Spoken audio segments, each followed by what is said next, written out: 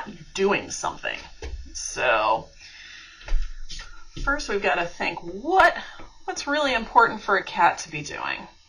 And classic cat that I like, I drew this a long time ago. Got this cat playing with a ball of yarn. So I want to draw something kind of similar to this, where we've got a kitten playing, and you can tell it's a kitten because the head is bigger in proportion.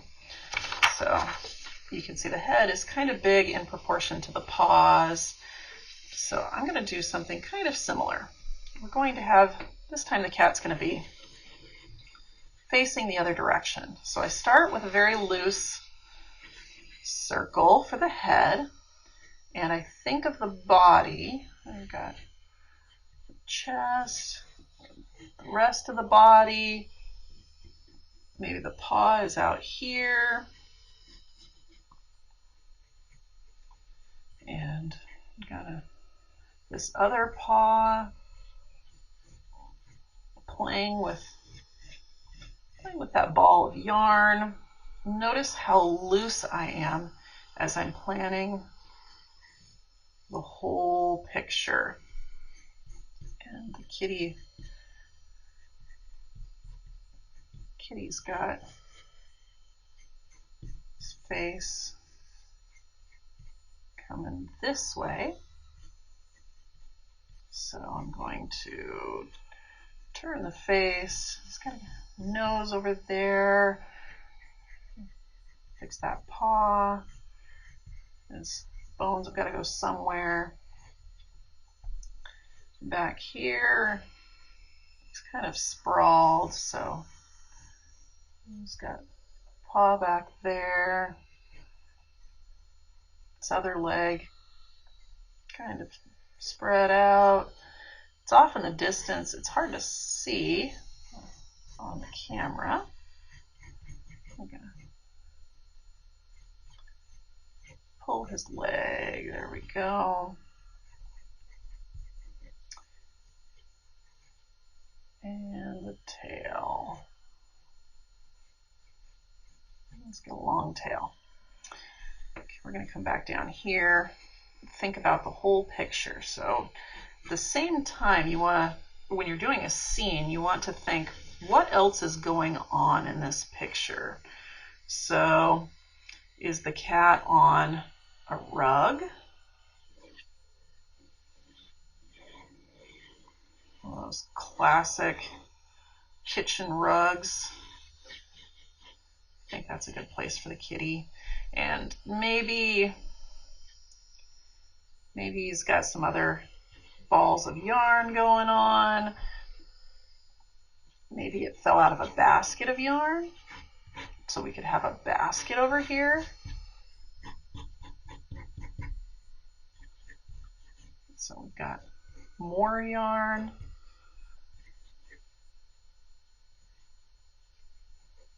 All right.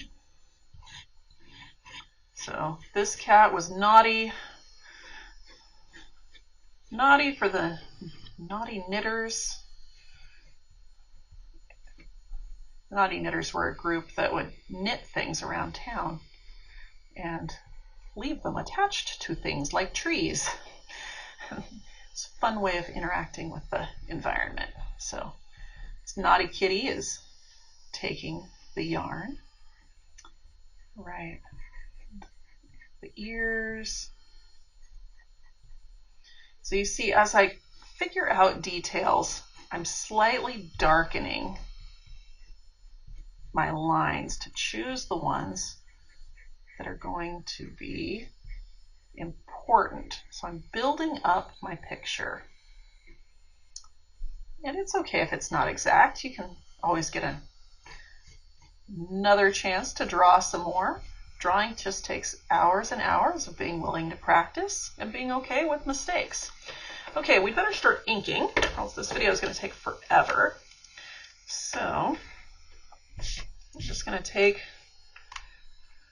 any kind of black inking pen. For the sake of the video, this basic marker is going to be just fine.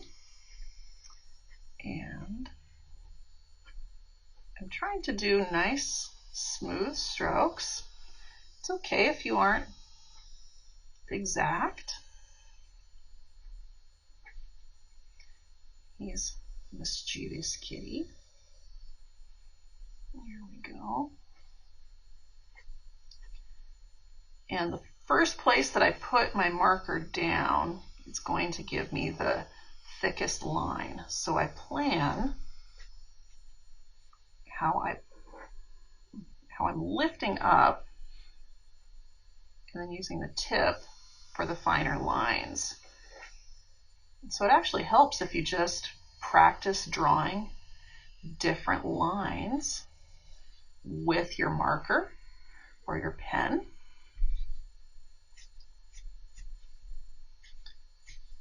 To see how can you get lines that have a nice angle to them. We've got this paw and a little bit of fur on his elbow. So in the case of something like this ball of yarn and his paw, whatever is sticking forward the most or on top of something else, I want to draw first. So I don't draw the yarn first, I'm actually going to draw this paw first, but only just this part of the paw that's over the ball of yarn. You see that? So I'm drawing this first before I can even draw his elbow. I'm just going to get the strand of yarn that he's playing with. And I don't want to draw every single strand, so I can just draw a few, and you get the idea that he's playing with a ball of yarn. So you don't have to actually draw every line to get the idea of something. Make it a little darker on that side. Okay, so now that I've got the front of him, then I can draw and keep working back on the picture. So, little tufts on that back of his knee. And I know how the legs go together in general. I didn't really look too closely at a reference photo, but I've drawn cats enough in the past to know how their legs fit together. So for you, I would definitely recommend looking at a reference photo. Just like for this picture, you can see it sort of resembles my earlier drawing, but it's a different pose. This is an older cat, whereas this is more of a kitten. So I learned from drawing one, and I drew this a lot more carefully, but then I can simplify next time. So artists will frequently draw the same thing over and over again, just a little bit different each time, experimenting until they get the look that they want. Okay, remember I'm drawing things that are in front first. So if this is a basket of yarn, I'm going to draw the edge of that wicker basket first. And get the pattern of the wicker. Doesn't have to be exact, just enough to suggest that this is some kind of woven basket. There we go. Got a few little details. Again, it doesn't have to be exact. People just want the idea. If you spend too much time fussing over the details over here, then what happens is people will pay too much attention to what's over here, when really the most important part of the picture is actually the cat over there. So Now we've got the balls of yarn, the other colors of the balls of yarn, another strand of yarn.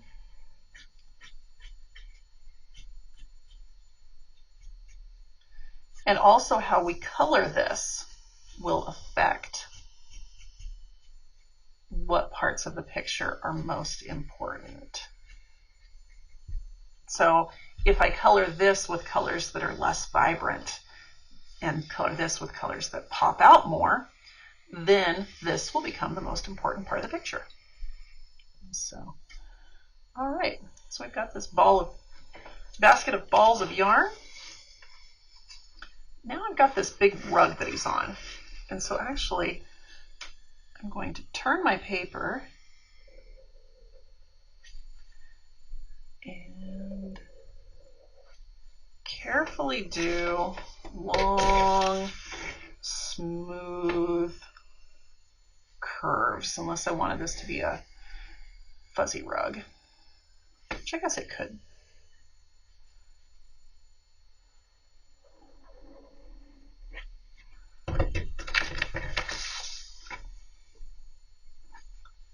There we go. He's on that. It's on that rug. He's got those balls of yarn, and maybe needs something over here. Let's see. We'll do another ball of yarn. Just going with the theme.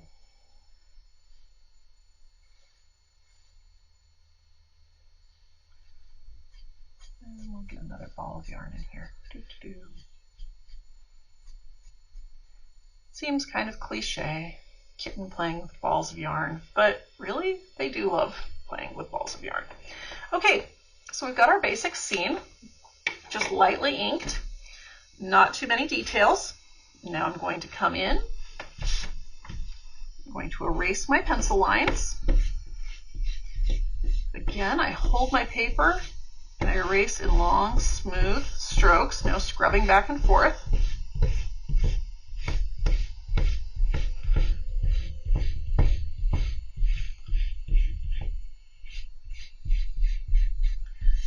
And because I drew nice and lightly with the pencil to begin with, I have an easier time erasing all of this pencil work. There we go.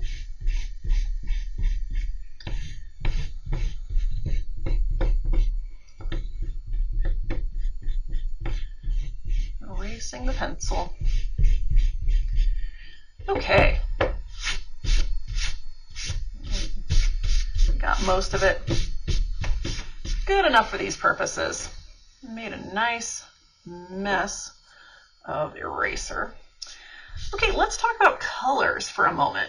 So if this is going to be an orange tabby cat, and remember I said the way that you color will actually determine what's the most important part of the picture. So with this orange tabby cat, I'm coloring in very light circles for a base tone, called scumbling when you color in circles with a pencil. Scumble, scumble, scumble. Maybe I just like the word scumbling. All those fancy art terms. But I'm not crushing the fibers of the paper, and that's important for when I want to layer in other colors. I'm going to show you some cool things about layering in other colors. Okay, so let's think back to basic color wheels. We'll talk color theory for a second. So on a color wheel, you've got red, orange, yellow, green, blue, and violet. And where the colors are on the wheel determines their relationship to each other. I know that sounds kind of like a duh thing, but let me explain. So colors that are right next to each other If this cat was orange, then a color that would be right next to orange on the color wheel would be either yellow or red. Yellow, red, and orange are all warm colors. Whereas opposite, you've got green, blue, and purple. Those are all cool colors. They've got blues in them. So purple and green both have blue in them, whereas orange has both red and yellow in it. So colors that are exactly opposite each other on the color wheel are complementary colors. And they are colors that have none of the other color in them.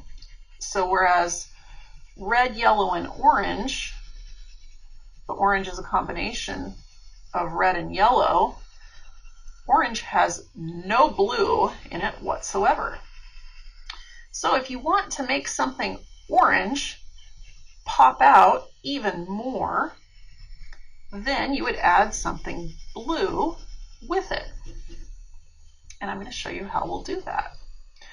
So I want the cat, this orange cat, to be the most important. I'm going to darken up the shadows by grabbing a light brown. Again, I'm not crushing the paper, I'm just layering on the brown. There we go. Into the shadows.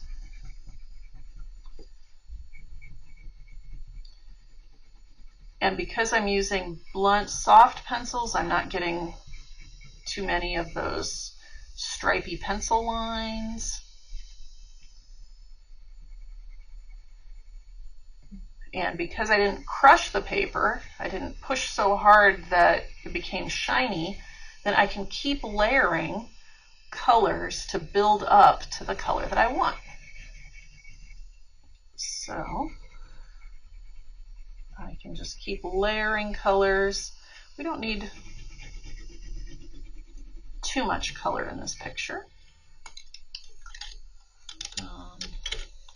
Going to add some red tones in just to deepen the color a bit, because remember, red is part of orange. Brown has orange in it. Brown actually has all the colors in it, so you can use brown for darkening up lots of colors. There we go. And then we go back to the orange.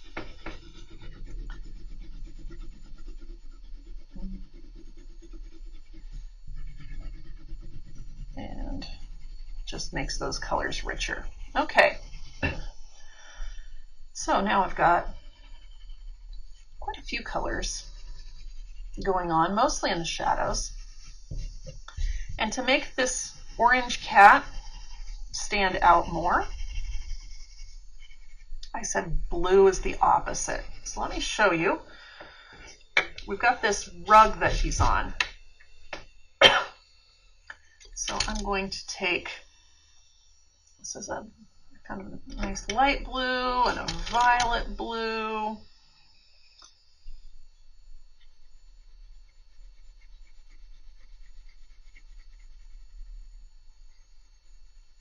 So I'm going to lightly have this lighter blue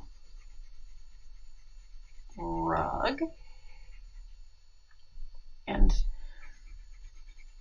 notice how the blue with that orange has good contrast.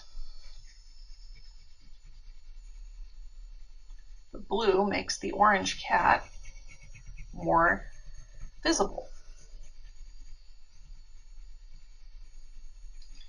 We know what the most important part of the picture is. Blue also is frequently found in shadows, and so blue is a color that tends to go off in the distance. So blue is a great background color. Kind of looks like he's laying on a blue pool. All right.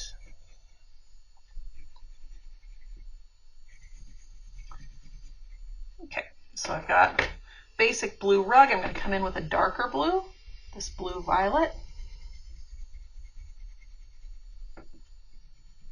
Add a hint of some shading down in here so that it looks like he's got a bit more dimension to him. He's not just laying on a flat blue. He's got some shadows. Now, remember I said that blue is a color that's frequently found in shadows. So I can take this darker blue and I'm going to add it into the shadows of the kitty. And this accomplishes a couple of things. First, light bounces around as you're coloring. Well, as you live in the world. And so then you want to throw it into your coloring. So if this orange cat is next to something blue with the light shining on it, the blue is going to bounce a little bit of blue light back onto the cat. And you'll see it the most in the shadows. So it's okay for me to put the same blue shadow into the shadows on the kitty. And the same could be true of the kitty is orange. And so in reality, there might be some of his darker orange thrown into the shadows on the rug. So the light shares its color with whatever's around it. And then my picture looks just a little bit more interesting, even though we really haven't used very many colors. We've used a lot of light colors. I'm not gonna spend too much time on this because we've got the whole picture. I'm just going to suggest the little lines on the rug so the rug's not too boring. And it doesn't have to have too many details. There we go. Okay, so we've got a nice contrast between our light orange kitty and the rug that he's on. And we've got this ball. The ball could be any color. I'm going to go ahead and do red just because red will go nicely with the orange. Again, I go very lightly, not pushing super hard so that I don't crush the fibers on the paper, so that I can keep layering all those subtle colors in.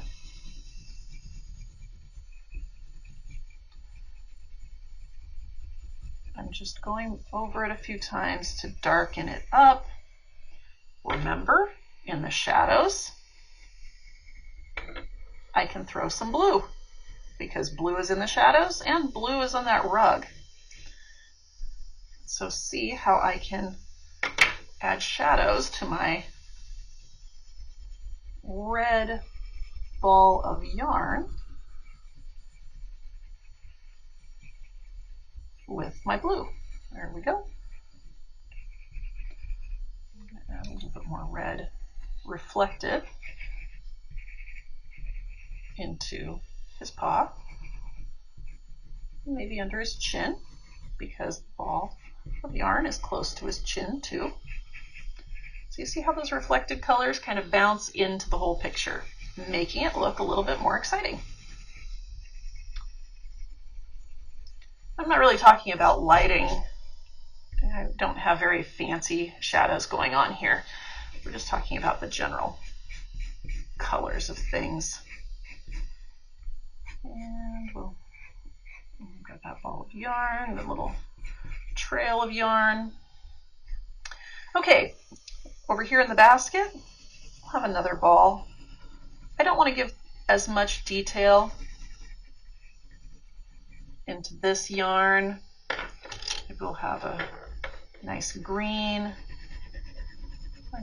turquoisey colors.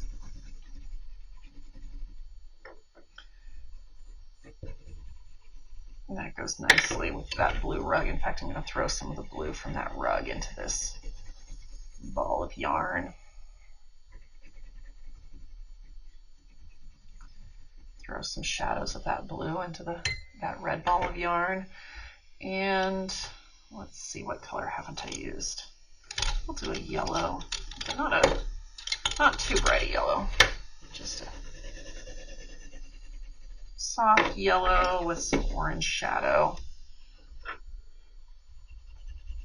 There we go. The basket, do this light brown tone.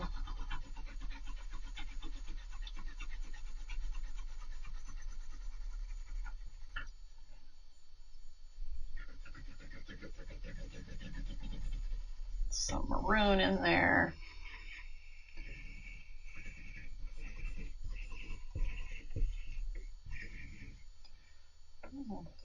There we go. We've got this nice wicker going on, and let's see, I'll use that same purpley maroon color.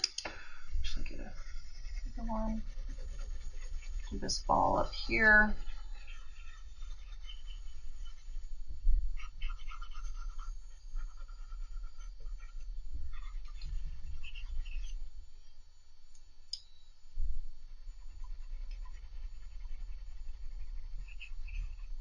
There we go. And that ball of yarn, even though it's got a lighter purple and a darker purple, it looks kind of flat until we do throw in some blue shadow. So once you start using those blue in the shadow tones, you'll notice quickly that it makes your pictures more interesting. So you'll find other opportunities to throw those colors in. Okay, and for the rest of the carpet or whatever floor he's on, I'm just going to lightly suggest a green. It doesn't have to be a bunch of color. It doesn't even have to be very well colored, because really the focus of the picture is the cat.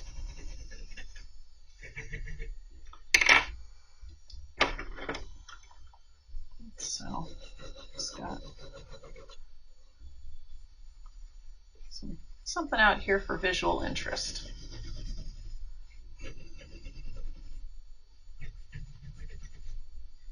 Again, because it's more in the cool tones, it helps us keep the focus of what is the most important. And in this case, what's most important is our kitty. And I could keep working on this all day, but our time is up. So, nope, I must stop. Setting it down. Our kitty, although very simply colored, you can see how the colors work together, and we have a nice picture of a cat. Thanks for joining us.